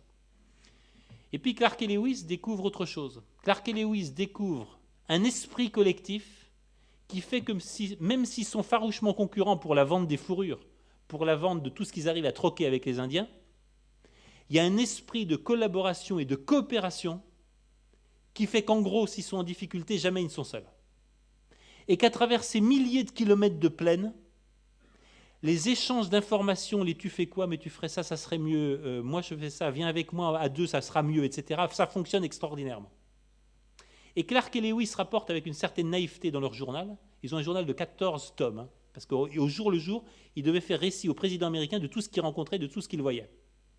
Et ce qui sort du récit de Clark et Lewis, c'est l'admiration qu'ils ont pour ces aventuriers français, qui sont dans un immense territoire, c'est une épingle au milieu d'un paillet tout entier, mais leur intelligence de la coopération et leur intelligence du travail en commun fait qu'ils s'en sortent et qu'économiquement ils s'en sortent très bien et qu'ils survivent. Je suis persuadé que les années à venir sont des années où nous allons redécouvrir la force du collectif et la force de ce vieux mot qui a si souvent semblé usé, qui est le mot de coopération. C'est que notre monde a des limites, c'est que les stratégies non coopératives sont vouées à l'échec et que les stratégies gagnantes seront des stratégies où je sais ce que je gagne, je sais ce que d'autres gagnent à côté de moi et je sais ce que je fais gagner à l'ensemble auquel je participe. Ça, c'est la loi même de la coopération, dont je vous rappelle qu'elle dit 2 ou 3 choses. La coopération dit qu'il ne peut pas y avoir d'usus et d'abusus. Il n'y a pas de propriétaire qui peut détruire l'outil de travail. Et ça, c'est la grande différence entre le sociétaire et l'actionnaire, qui peut choisir de vendre à l'encan ou de dissoudre la société dont il est propriétaire, jusqu'à l'usus et l'abusus, ce qui n'est pas le cas du sociétaire. Et l'autre grande différence de la coopération, c'est qu'elle est ancrée sur un territoire et que le sociétaire, le coopérateur, travaille moins seulement pour lui-même et pour maximiser son rendement immédiat dans le court terme, que pour transmettre aux générations futures un outil de travail, un outil collectif, plus fort, plus riche et plus utile que celui qu'il a reçu. Ça fait partie des clés du monde qui vient. Le monde de la compétition à tous instants, tous contre tous jusqu'à la mort, c'est un monde qui est derrière nous. C'est le vieux monde qui est en train de s'effondrer.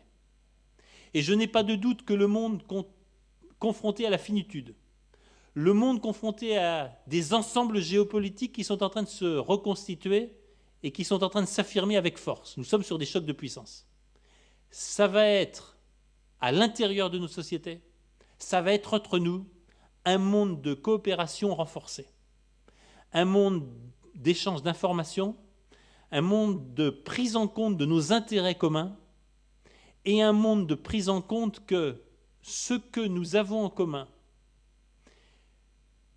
ce à partir du quoi en commun nous travaillons, est en général infiniment plus important que ce qui nous sépare et que ce dont nous avons la maîtrise à titre individuel.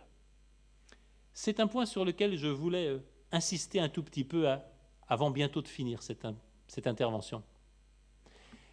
Notre état d'apesanteur, ça a été le mythe du contrat privé, ça a été le mythe de l'action individuelle, de l'entreprise répond à tout, qui nous a rendus à peu près insensibles à l'étendue des infrastructures qui font qu'on peut entreprendre en confiance, que les contrats sont respectés et que globalement nous vivons dans un monde de paix civile, de satisfaction des relations humaines et de plaisir d'être ensemble. Tout ce qui construit ça, c'est une infrastructure invisible qui vient de culture, qui vient d'apprentissages sociaux, qui vient du système éducatif, qui vient des infrastructures publiques, qui vient des États, des régions, des collectivités territoriales, qui vient de tout ce que l'histoire et la société française ont forgé depuis des siècles.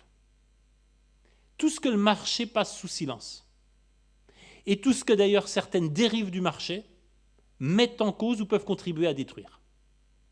Je n'ai aucun doute quant à cela, les années prochaines vont être des années de redécouverte de tout ce qui a été passé sous silence au cours des dernières décennies, cette infrastructure du vivre ensemble, du faire société en commun, qui est ni plus ni moins que le mode de coopération qui nous permet d'aller dans le monde serein et sûr de nos fondamentaux. Dernier point de cette intervention et dernier point de ce qui permet d'agir et non pas de subir. J'ai dit renversement du monde, j'ai dit éclatement de nos repères et de nos structures. Eh bien, je suis très frappé que les temps à venir tels que je les observe de la part de chefs d'entreprise ou d'ailleurs de dirigeants politiques, ceux qui traversent les événements sans sciller et sans faiblir sont ceux qui sont animés de convictions si profondes et si fortes qu'ils traversent les éléments, je vais prendre des comparaisons bretonnes ou chevaleresques, ils traversent la crise, ils traversent les éléments et l'adversité, l'épée à la main et le flambeau haut levé au-dessus de leur tête. Ça, ce n'est pas le fruit de calculs à court terme. Ça n'est pas le fruit de réflexions, de doctrines économiques ou de calculs économiques. C'est le fruit de convictions, c'est le fruit de certitudes et c'est le fruit de personnalités certaines qu'elles vont imposer leur marque aux événements et à la conjoncture bien plus qu'elles ne vont être dépendantes des événements et de la conjoncture. Je dis cela parce qu'au cours de ces 20 ou 30 dernières années, l'environnement, le contexte politique et social, les modes stratégiques, les modèles dispensés par nos amis anglo-américains pour l'essentiel, ont formidablement détruit les structures et les repères qui nous permettaient de travailler les éléments et qui nous habitaient et qui nous donnaient une force intérieure capable de passer outre les difficultés, les sinistres ou les accidents extérieurs. Les phénomènes marquants de ces dernières années, c'est la dépossession, c'est le renoncement et c'est le sentiment de l'incapacité à agir. Je suis persuadé que pour les années à venir, donnez de la capacité à agir à ceux qui vous entourent, et notamment à vos collaborateurs. Transformez le plus grand nombre de ceux qui nous entourent en entrepreneurs de leur projet de vie et quelquefois en intrapreneurs au sein de leur entreprise. Je suis persuadé que faire partager à ceux qui nous entourent qu'avec des convictions, avec la certitude de ce qui l'on est et de là où l'on veut aller, les événements, les accidents et les vents contraires, ce ne sont que des péripéties et ça ne détourne pas du cap. Tout ça, ça renvoie aux valeurs collectives, tout ça, ça renvoie à la force de la conviction et la force de l'identité. J'espère vous en avoir persuadé. Les fausses promesses, les illusions ou les rêves de 20 ou 30 ans pendant lesquels l'économie avait pris le pas sur la société et pendant lesquels le marché devait avoir réponse à tout, c'est en train de se dissiper et j'en suis heureux.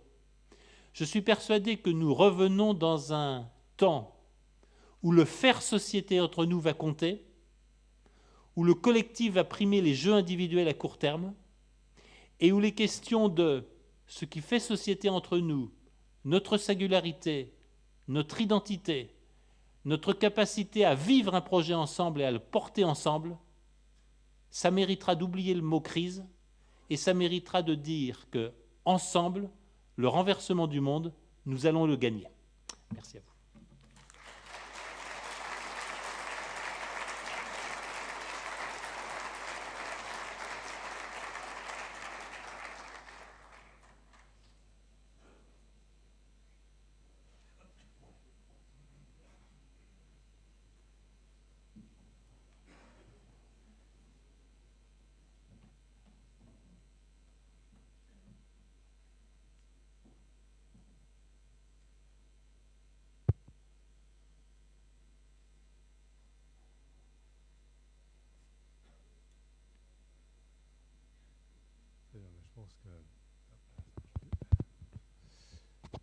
Je pense qu'après tous ces éclairages que nous a apportés Hervé Juvin, aussi toutes les pistes qu'il a ouvertes, il y a beaucoup de questions. Donc on a, si vous voulez bien, un petit temps d'échange et surtout n'hésitez pas à poser des questions.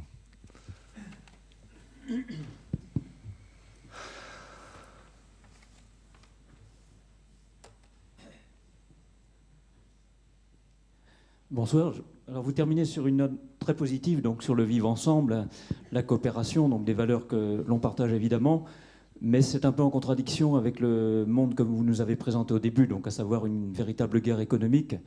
Est-ce que vous pensez que cet échange, ce dialogue d'égal à égal, entre guillemets, avec nos partenaires chinois par exemple, est possible, quoi? Est-ce qu'ils ne vont pas nous renvoyer la monnaie de notre pièce si on leur dit mettons tous les problèmes du monde, écologiques, économiques, sur la table et essayons de partager, de trouver une solution gagnant-gagnant? Est-ce qu'on a vraiment du poids pour être, pour négocier avec eux, quoi? À votre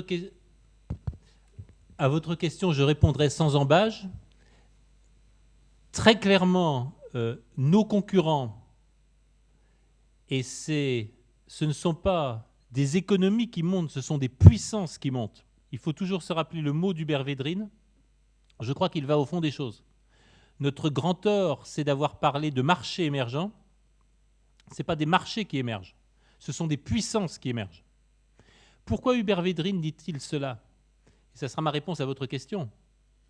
Parce que, naturellement qu'il y a des entreprises, naturellement qu'il y a des individus, mais ce qui me frappe quand j'ai l'occasion de travailler ou de traiter avec ces Chinois, avec ces Vietnamiens, avec tout ce que vous voulez, c'est la force du collectif.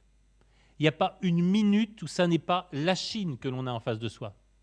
Il n'y a pas une minute où il y a dissociation de l'individuel, de l'entreprise et du collectif qui est derrière. Et c'était un peu mon appel, nous devons réapprendre à travailler ensemble.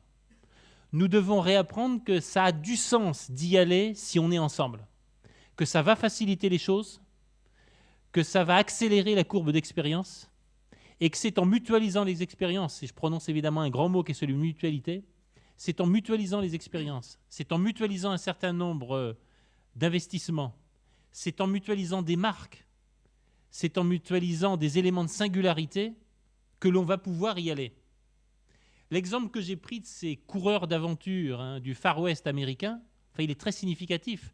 Chacun d'entre eux courait à travers sa bonne fortune ou sa fortune tout court. Mais chacun d'entre eux savait bien qu'il ne vivait que parce que les autres lui donneraient les bons signaux, les bonnes informations au bon moment. Je pense que nous avons beaucoup à apprendre parce que je pense que nous avons été très loin, au terme de 20 ou 30 ans d'illusion. Nous avons été très loin dans l'individualisme et nous avons été très loin dans le seul contre tous. Et très clairement, si j'ai parlé de singularité, si j'ai parlé d'identité, il va falloir réapprendre que nos concurrents autour de nous n'ont aucun problème à être dans le collectif et que, comme je le disais, quand il s'agit de l'intérêt supérieur chinois, de l'intérêt supérieur américain ou d'ailleurs de l'intérêt supérieur brésilien ou indien, il n'y a aucune question qui se pose, il n'y a pas de règle qui vaille, c'est l'intérêt supérieur collectif qui prévaut.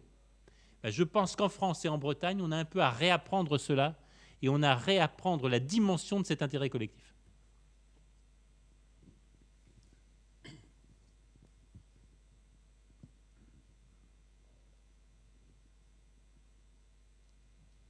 Si j'ajoutais juste un mot, c'est un des éléments, et je le dis évidemment parce que je suis ici, mais je le dis parce que je pense, c'est un des éléments qui peuvent rendre confiant dans ces territoires français ou dans ces régions françaises où il y a une identité réelle, une singularité réelle et où il y a la capacité, parce qu'il y a eu l'apprentissage dans des décennies de difficultés, d'y aller ensemble.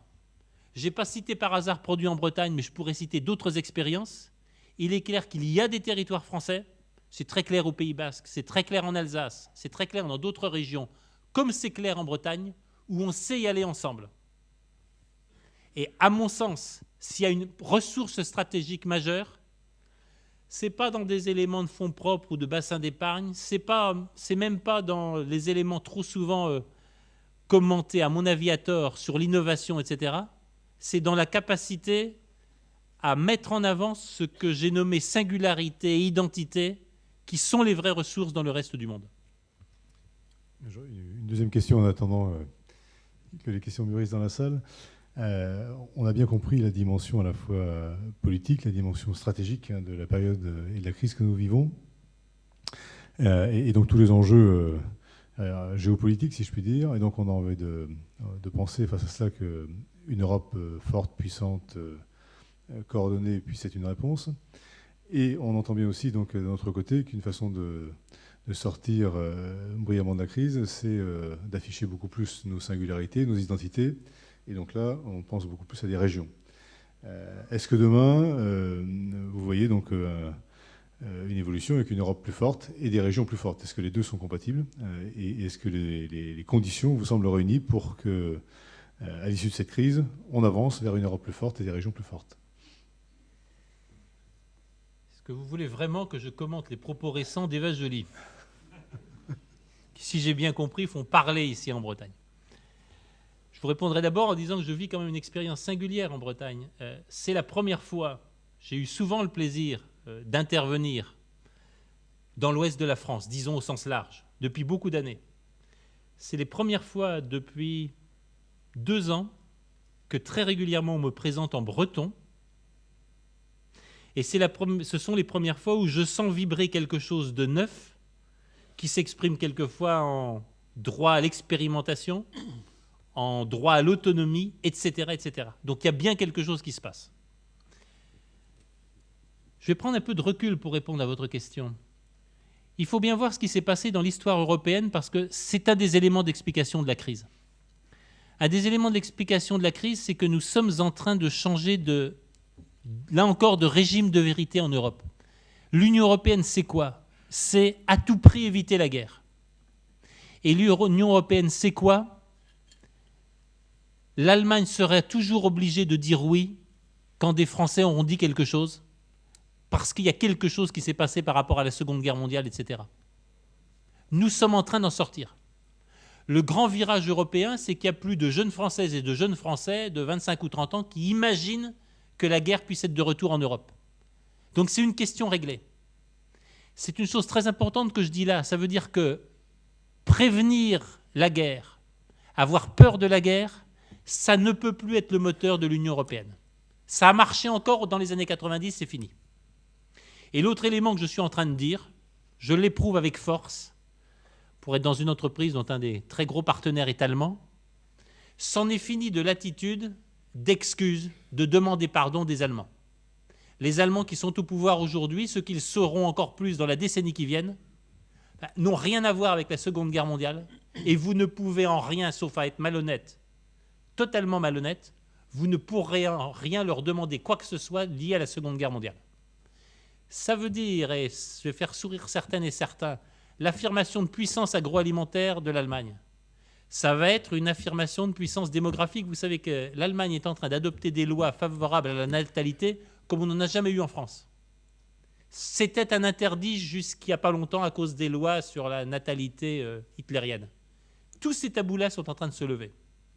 Ça veut dire que l'Europe, telle qu'elle va se construire dans les 10 prochaines années, va être très profondément différente de celle que l'on connaît. Et je pense que la grande question, c'est l'adaptation du jeu institutionnel à cette nouvelle Europe, qui ne peut plus reposer sur les mêmes bases. Alors, si j'en reviens à votre question, la facilité, c'est de considérer que l'Europe vers laquelle on va, ça va être une Union européenne par la dissolution des nations. Et c'est un peu le propos d'Eva Joly. La France est un monstre, un dinosaure, puisque la France reste un État-nation centralisé, là où la majorité des États européens, eux, laissent une autonomie considérable à leur région. Vous savez quand même que la revendication de l'Écosse, comme du Pays Basque, comme de la Catalogne, c'est un pouvoir d'expérimentation en matière de loi. C'est le fait que les impôts, les prestations sociales restent dans le territoire où ils sont perçus, ce qui pose quelques questions. Et c'est même, c'est le comble, la capacité d'avoir une représentation diplomatique à l'extérieur. L'Écosse, la Catalogne, le Pays Basque veulent avoir des missions diplomatiques avec la Chine, avec les États-Unis, etc. Un peu comme si la Bretagne voulait avoir des ambassadeurs en Chine ou aux États-Unis. Et je vais vous le dire tout net, je suis très prudent par rapport à cette idée. Je suis prudent pourquoi?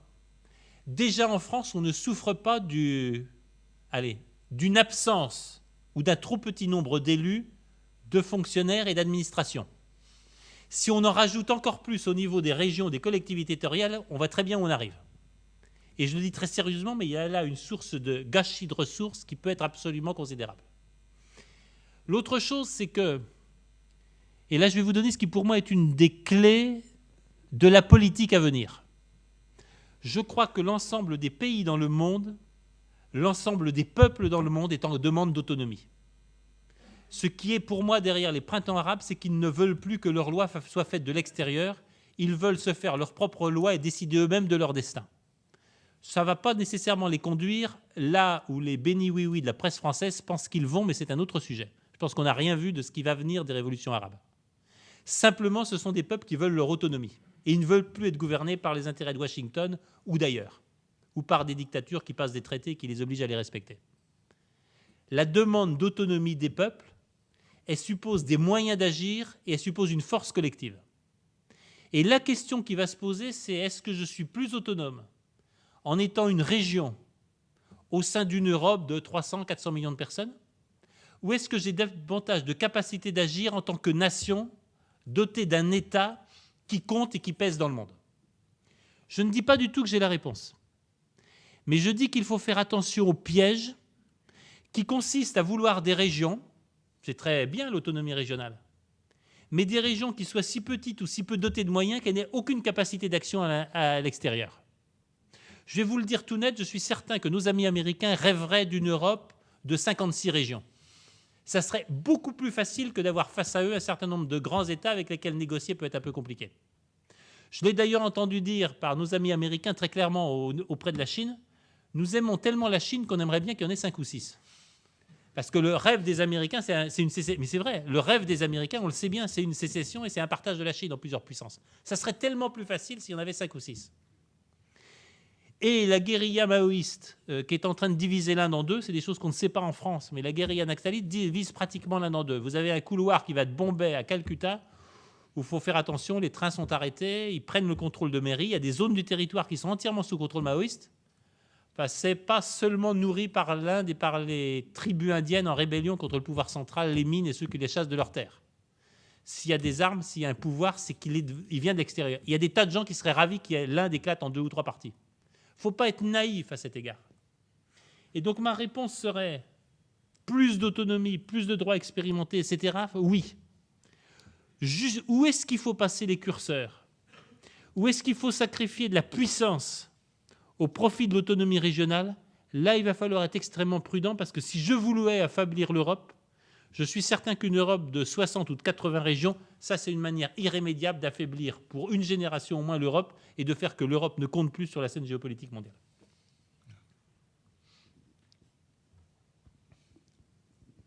Désolé de répondre très franchement.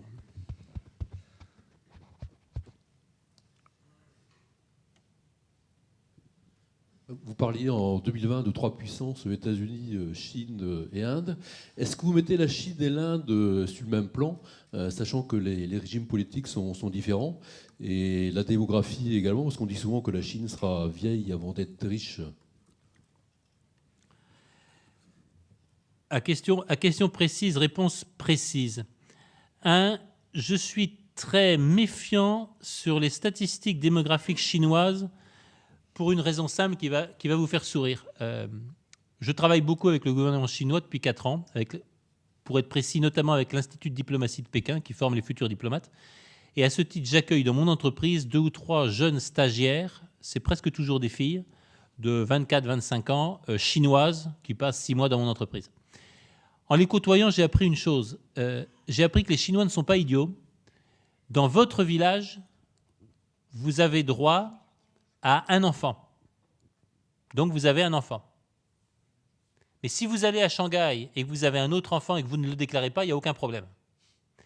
Et donc il faut faire attention, les chiffres officiels de la démographie chinoise, c'est les enfants déclarés. J'ai vu de mes yeux vus, notamment la stagiaire que j'avais cet été m'a dit « Moi je suis la 2e fille non déclarée ». 2e fille non déclarée, qu'est-ce que ça veut dire? En gros, je n'ai pas eu d'existence légale pendant longtemps, et puis après mes parents, en payant ce qu'il faut, parce que c'est drôle d'ailleurs, ils sont dans l'élevage de volailles. Ils sont dans l'élevage de volailles, c'était vraiment des pauvres paysans qui se sont très bien débrouillés. Maintenant, ils ont l'argent, ils ont même acheté une BMW. Pour vous dire, ce qui là-bas est un signe de réussite. Bon. Et donc, ils ont payé les fonctionnaires locaux, et au bout d'un certain nombre d'années, la fille avait 12-14 ans, et elle a été légalisée, et du coup, elle a pu rentrer dans les circuits, et d'ailleurs très bien réussir, puisqu'elle est montée dans l'école des cadres du parti, etc. Bref, les Chinois ont beaucoup d'enfants non déclarés, qui sont déclarés le moment où ils ont assez d'argent pour payer l'administration pour les déclarer. Je fais ça simple, mais c'est comme ça. Et donc, je suis très défiant sur la démographie. Les Chinois seront vus avant d'être riches. Peut-être bien que oui, peut-être bien que non. Et sur 1,4 milliard de Chinois, l'incertitude démographique est assez élevée pour me rendre extrêmement défiant là-dessus. La deuxième chose sur les 3 puissances, vous avez certainement raison en un point. Prolonger les statistiques comme on le fait n'a aucun sens. Qui peut penser que la formidable course en avant de la Chine, avec des régions comme Chongqing, qui est une ville de 32 millions d'habitants, Sur les 5 dernières années, on pense que Chongqing a une moyenne de croissance annuelle de 15%. Qui peut penser que ça dure? Il y aura des accidents majeurs avant. Je disais simplement que dans les scénarios actuels, oui, les 3 pays les plus puissants, les plus peuplés au monde seront aussi les 3 pays les plus puissants.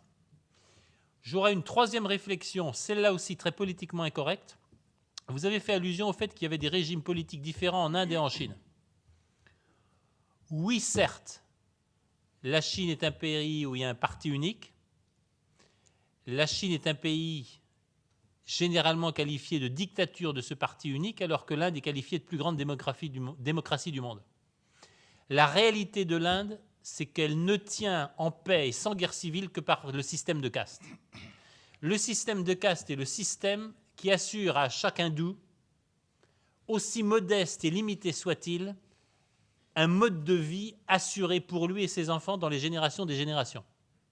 Vous faites sauter le système de caste et vous avez une guerre civile en Inde d'une violence inouïe.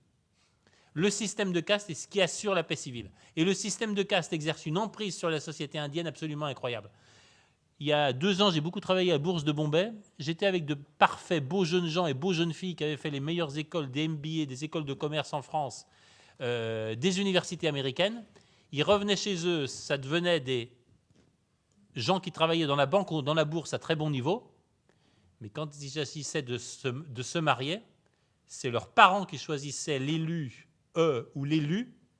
Et s'ils étaient brahmanes végétariens ou brahmanes non végétariens, ils n'auraient évidemment épousé qu'une brahmane végétarienne ou une brahmane non végétarienne, présentée dûment par leurs parents après accord entre les familles. Donc on peut raconter beaucoup de choses sur l'Inde. Il y a évidemment une démocratie qui est vive. Il y a un taux énorme de participation aux élections. Il y a énormément de débats politiques et il y a des vrais partis politiques. Mais c'est en même temps un peu une façade en trompe-l'œil parce que la réalité de l'Inde, c'est le système des castes qui le maintient. On peut le déplorer ou pas, mais c'est comme ça.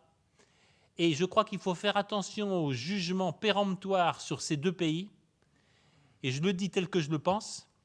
Quand j'entends des Français du haut d'un pays de 60 millions d'habitants dire comment on devrait gouverner des pays d'1,5 milliard, j'ai toujours envie de dire ils ont qu'à s'y coller et verront si c'est facile. Non, simplement, maintenir la paix civile dans ces ensembles, c'est une performance qu'on ne mesure pas. Faire que depuis des décennies, il n'y a pas de guerre civile en Chine, il n'y a pas de guerre civile en Inde, j'accepte un peu ce qui est en train de se passer en pays ouïghour et naturellement au Tibet, mais c'est une autre histoire. Faire que dans ces pays, il n'y ait pas de guerre civile et pas d'affrontement généralisé, enfin, c'est une performance inouïe en termes de gouvernance. Quand vous voyez l'état de la France et l'état de satisfaction à l'égard de nos élus, vous vous dites que certains d'entre eux feraient bien d'être modestes dans les appréciations qu'ils portent et sur la Chine et sur l'Inde. J'ai juste une question. Vous avez beaucoup insisté sur la force du collectif. Mais pour qu'il y ait du collectif, il faut qu'il y ait un sentiment d'appartenance au collectif. Il faut qu'il y ait un projet partagé, un projet fédérateur. Alors, quel peut être le projet fédérateur pour l'Europe qui lui permette de continuer à se construire et de devenir la 4e puissance suffisamment peuplée? Il y a quand même 380 millions d'habitants. Donc, une vraie puissance. Je vais vous répondre très directement et de manière probablement incorrecte. N'oublions pas, même si ça n'apparaît nulle part dans les statistiques mondiales, parce que l'Europe n'est jamais considérée comme un ensemble uni, n'oublions pas que l'Europe, c'est le premier marché mondial et c'est virtuellement la première puissance mondiale. C'est la première puissance sur le plan économique, on est devant les États-Unis, c'est le premier marché mondial. N'oublions pas que dans le monde, des dizaines de millions d'hommes et de femmes rêveraient d'être européens et que notre soft power, c'est aussi bien Brigitte Bardot qu'Alain Delon, qu'Hermès, etc., etc. Mais notre soft power est tout à fait comparable à celui des États-Unis.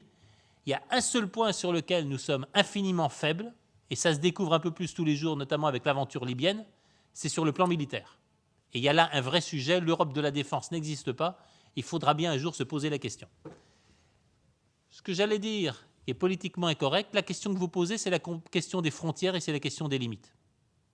Je pense qu'au cœur du projet européen, si l'on rêve d'une Europe puissance, et je vais reprendre les mots de Rémi Brague, le grand philosophe de l'histoire romaine et de l'histoire longue depuis l'Antiquité de l'Europe. Rémi Brague a cette formule qui, je crois, est vraie, même si elle est profondément politiquement incorrecte de nos jours. l'Europe se construira bien plus en se séparant de tout ce qui n'est pas elle qu'en essayant d'unir ceux qui y sont déjà. La question de l'Europe, c'est que tôt ou tard, nous allons devoir dire où est notre frontière, et tôt ou tard, nous allons devoir dire qui est européen et qui ne l'est pas. Alors je vais le dire très franchement, comme je le pense. Il faut oublier que la Turquie veut rentrer en Europe. La Turquie, oui, à un moment, a rêvé que son avenir était européen. Je travaille assez avec ce pays qui est en train de faire une course en avant absolument extraordinaire. La Turquie, c'est l'icône de tous les pays arabes en révolution et en transition aujourd'hui. La Turquie est en train de recomposer quelque chose comme un empire, qui fait d'ailleurs terriblement peur à la Chine, parce que la Turquie, c'est tout le bassin ethnique et linguistique turcoman, qui, à travers le Turkménistan, les républiques soviétiques d'Asie centrale, va jusqu'aux frontières chinoises et jusqu'aux pays ouïghours. Et il suffit d'y réfléchir une minute, vous voyez que c'est une des régions du monde le plus riche en ressources naturelles, et c'est l'interland du continent euro-asiatique, dont beaucoup de géopoliticiens ont dit que c'était là la zone de puissance. Et la Turquie se vit d'ores et déjà comme un ensemble de puissance de 300 millions d'habitants, dont tout le monde islamique rêve, parce que c'est la conciliation d'une république, d'une vraie démocratie, d'un État laïque et d'un islam dominant. Et tout le monde arabo-musulman est en train de rêver du modèle turc. La Turquie, maintenant, tourne le dos à l'Europe. La Turquie ne rêve plus de rentrer en Europe. Ça veut dire quoi? Ça veut dire que nous allons devoir très vite nous rendre compte de 2 ou 3 choses. Quel insupportable préjugé de supériorité, et je le dis comme je le pense, de supériorité ethnique, de penser qu'il y aurait d'avenir pour un Marocain, pour un Algérien, pour un Malgache ou pour un Turc que de devenir européen comme les autres. Ces pays ont leur avenir dans leur singularité, dans leur identité, dans leurs frontières. C'est se mentir et se mentir à nous-mêmes que de penser que l'avenir de tout Marocain, de tout Malgache, etc., c'est de pouvoir devenir européen. Et il faut voir l'espèce de préjugé de supériorité qui nous habite pour qu'on ait ce mensonge. L'Europe doit attirer tout le monde, l'Europe doit être ouverte à tout le monde, parce que dans le monde, partout, on rêve de devenir européen. Enfin, l'avenir des Indiens, il est en Inde, l'avenir des Chinois, il est en Chine. Et il faut abandonner ce préjugé de supériorité que nous avons. Puis la deuxième chose, Lévi-Strauss l'avait fort bien dit dans sa leçon à l'UNESCO en 1956, un être vivant ne peut survivre que quand il sait prendre de l'extérieur ce qui le nourrit et rejeter à l'extérieur ce qui le menace ou ce qui pourrait le dégrader. Un être vivant se caractérise par sa peau, il se caractérise, s'il est une communauté politique, par sa frontière. Parce que le monde politique humain, c'est la diversité. Et la diversité politique, c'est qu'il y a des ensembles politiques constitués, distincts par une identité dans le temps et par une frontière dans l'espace. Eh bien, je vais vous répondre, il n'y aura pas de projet politique européen consistant tant qu'on n'aura pas su dire qui est européen et qui ne l'est pas, définir une frontière territoriale à l'Europe et définir une identité dont, pour ma part, je souhaite qu'elle se construise moins par le regard en arrière que par un regard en avant. C'est quoi qui va faire de nous les mêmes en Europe? C'est quoi qui va nous permettre d'avoir ce projet partagé que vous appelez de vos voeux? Et c'est quoi qui fera plus peut-être qu'une identité tournée vers le passé, une identification tournée vers l'avenir? Mais il ne faut pas s'y tromper, ça passera par la frontière, ça sera sélectif, et ça veut tout simplement dire que ça va consister à séparer ceux qui en sont de ceux qui n'en sont pas. Je sais que c'est politiquement incorrect de le dire, mais l'Europe, ça ne sera pas le monde. L'Europe, quand elle se rêve universelle, l'Europe, quand elle dit mais n'importe qui dans le monde, tous les hommes et toutes les femmes de bonne volonté peuvent devenir européens, elle se raconte un mensonge à elle-même, elle se raconte un mensonge au reste du monde, vaguement habité d'un préjugé de supériorité, mais ce qui est plus grave, c'est qu'elle rend impossible un projet politique européen.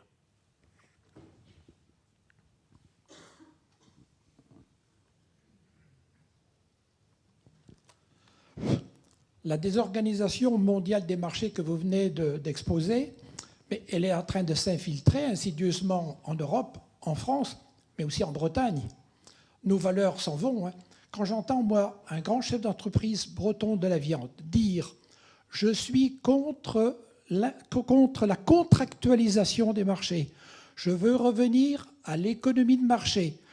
à l'offre et la demande pour organiser le marché. Je suis stupéfait. Alors les remèdes que vous avez préconisés, moi je pense qu'il faut commencer à nous les appliquer nous-mêmes dans nos entreprises.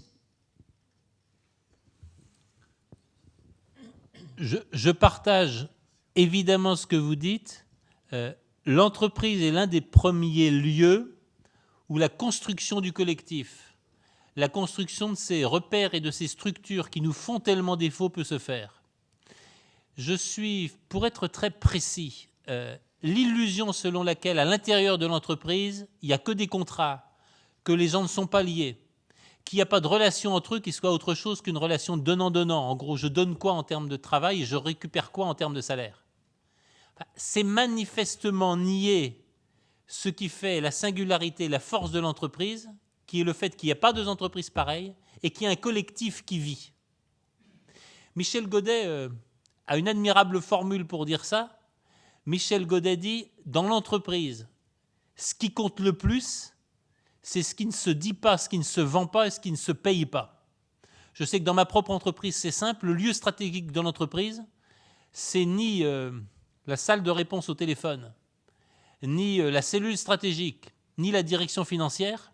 J'espère que je ne vais fâcher personne. Le lieu stratégique de l'entreprise, c'est la cafétéria. Parce que c'est là où les gens échangent de l'information et c'est là où les gens échangent du bien-vivre. Et c'est le lieu stratégique de l'entreprise. Il y a des modes stratégiques successives, tout le lean management, etc., qui, à mon avis, sont les pires menaces contre l'entreprise parce que finissent par la tuer de l'intérieur. Vous arrivez à un moment où vous avez tellement dégraissé, vous avez tellement supprimé tout ce qui coûte qu'il ne reste plus rien.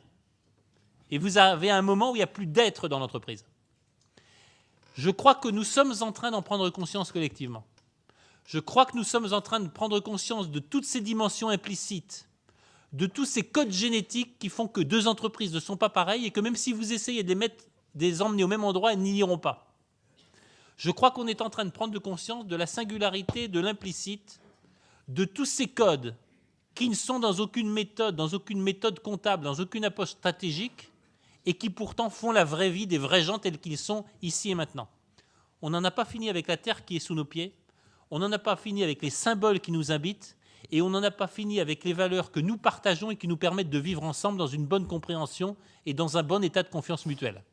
C'est à cette redécouverte-là que je vous invite, et je pense en effet, comme vous, monsieur, qu'un des lieux privilégiés de ça, mais il y a urgence, c'est l'entreprise.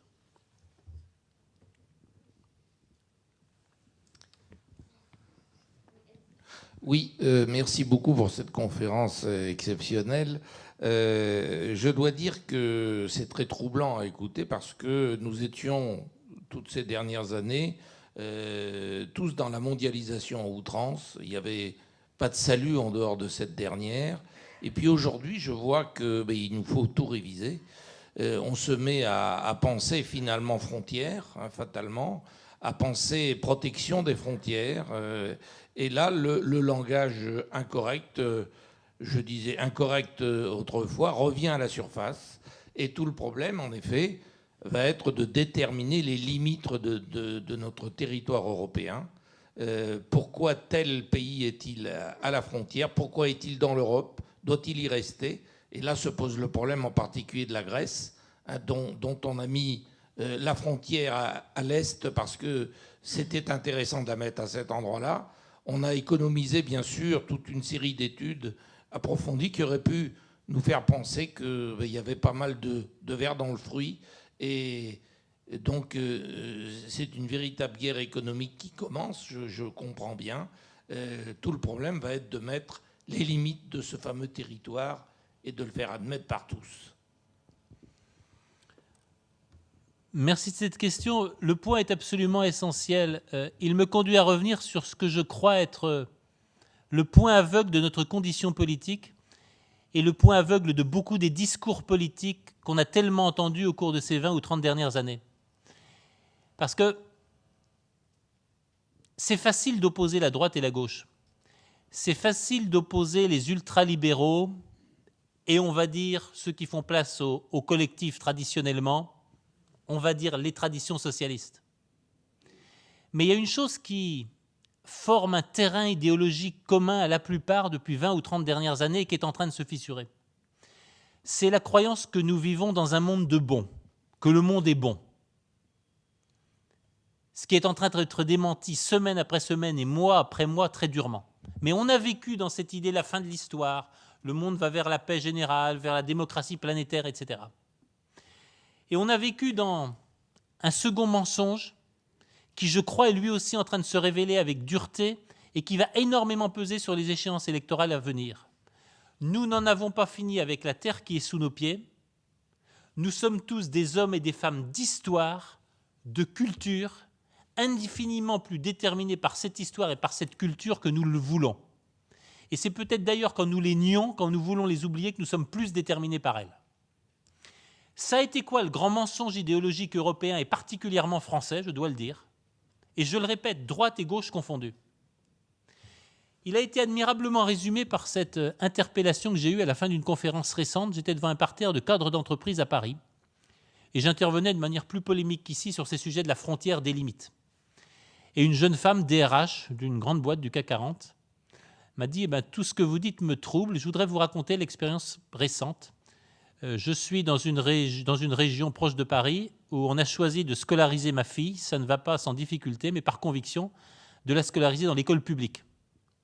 Elle a 12-13 ans et elle est dans une école où maintenant nombre de ses copines de classe arrivent voilées.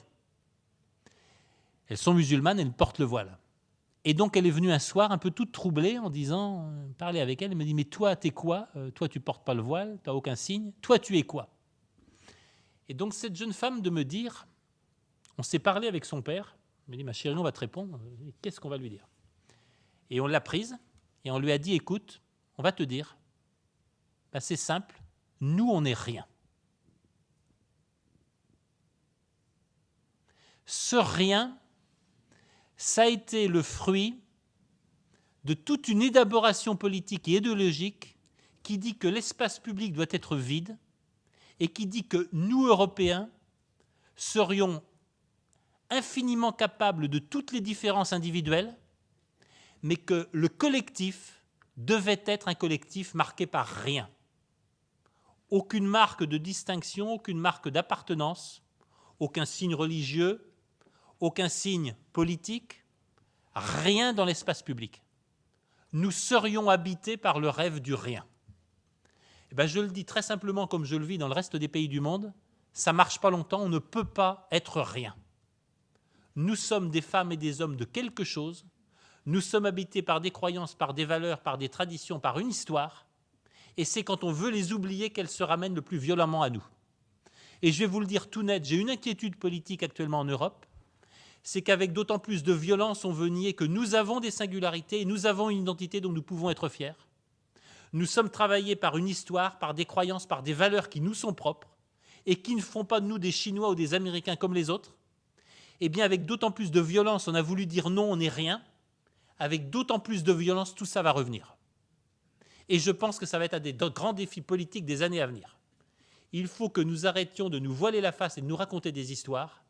Les hommes et les femmes ne vivent en confiance que quand ils sont parmi les mêmes, à l'intérieur d'une frontière, la frontière qui permet de repousser les insécurités, les peurs et les menaces à l'extérieur, et on ne vit pas bien quand on ne sait pas où on est, de qui l'on vient et où l'on va. Je crois malheureusement que c'est l'apesanteur de la situation politique européenne, et je suis certain que le grand chantier politique de tous les élus et tous les dirigeants européens dans les années à venir, ça va être d'y répondre très vite. Nous ne sommes pas des hommes et des femmes de rien, et je dois avouer que la réponse de cette jeune femme DRH, par ailleurs intelligente et sensible, a absolument glacé tous les participants à la réunion.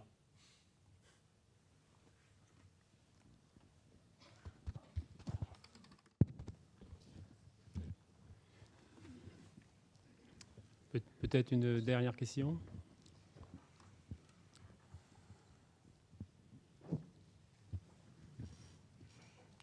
Le temps serait-il venu d'aller boire? Et là encore, d'en revenir aux choses tangibles. Bien, écoutez, s'il n'y a pas d'autres questions,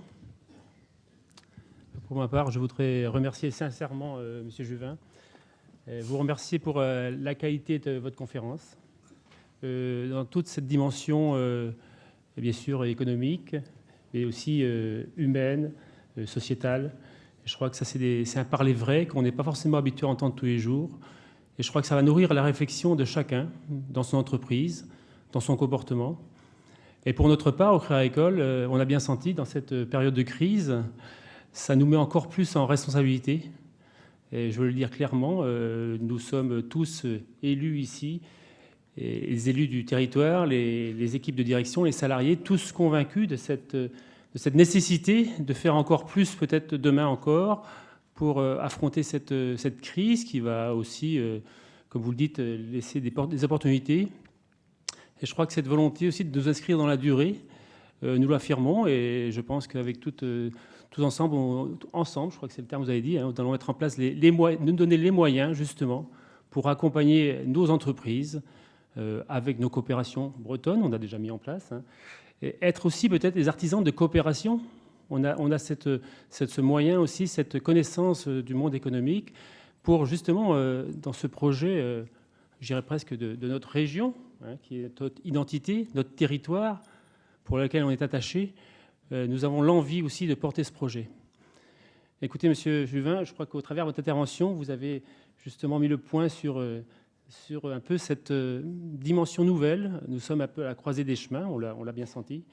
Et je vous remercie vraiment sincèrement d'avoir apporté cet éclairage qui va nous faire grandir tous ensemble pour notre territoire. Merci encore. Et donc, merci aussi à vous d'être venus. Je crois que ça montre tout l'attachement que vous avez aux conférences que nous mettons en place avec la direction. Je crois que c'est aussi notre utilité aussi d'apporter au travers la connaissance de ce territoire, la connaissance des entrepreneurs, des gens qui vivent dans ce département, apporter ce supplément, je dirais, ce supplément d'âme aussi qui contribue à faire grandir notre société. Alors j'espère vous revoir une prochaine fois. Alors, on a un intervalle de souvent un trimestre, donc ce n'est pas encore défini. Mais je compte bien sur vous et pour d'autres, faites le savoir. Ça, je crois que ça peut contribuer à faire aller ensemble de l'avant.